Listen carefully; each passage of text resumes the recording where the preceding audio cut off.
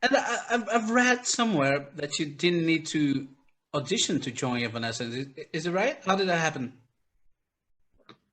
I've been scheduled to play with another band in two festivals. One in Germany Friday and one in Czech Republic on Saturday. And Testament, Alex Skolnick, had been on the same billing both days. Mm-hmm.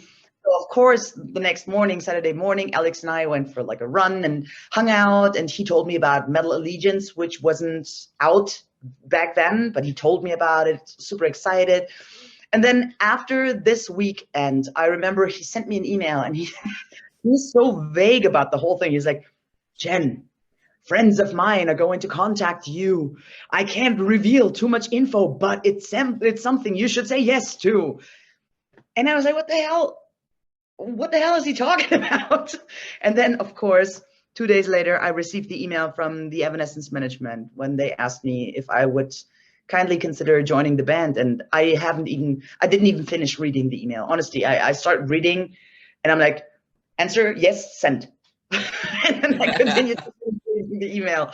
And then I believe the next evening, I was on the phone with Amy. She called me and we talked for a little bit.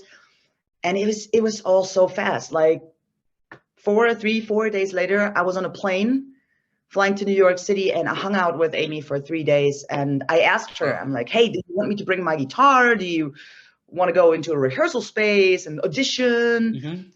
Like, nah, girl, I know that you can play. I saw tons of videos of you, so let's just hang out. And that's what we did. We went for long walks.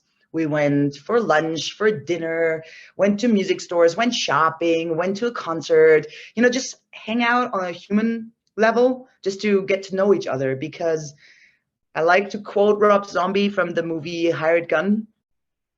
It is easy to replace a band member when it's just about the craft of the instrument, your skills. Because the planet is staffed with fantastic musicians and fantastic guitar players.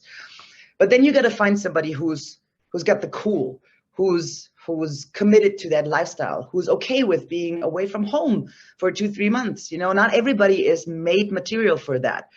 So that shrinks the list down to like few less people.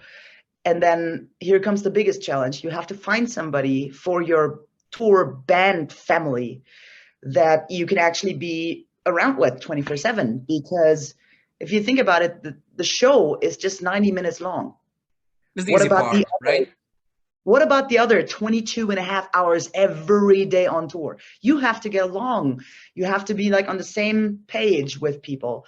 And Amy and I realized that within, I don't know, first day, at least for me, first day, we laughed about the same things. We have the same, our dads are both in music, there's so many similarities. And I just really, I'm grateful that she became one of my dearest friends. And I'm so forever grateful that she found me and brought me to her band.